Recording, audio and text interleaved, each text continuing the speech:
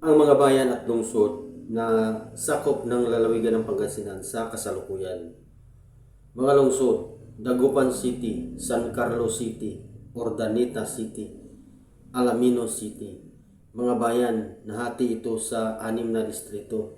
Ang unang distrito ang sakop nito ay ang bayan ng Agno, Anda, Bani, Bulinaw, Burgos, Dasol, Infanta, Mabini. Sakop ng ikalawang distrito ang bayan ng Labrador, Lingayen, Bugalon, Binmani or Binmali. Sa ikatlong distrito ang bayan ng Magaldan, San Fabian, San Jacinto, Manawag. Sa ikaapat na distrito ang Calasiao, Dagupan City, Mga Tarim, San Carlos City, Orbis Tondo.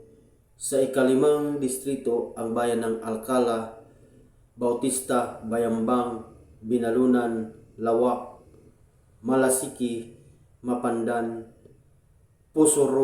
Posorobio, Sison, Villasis.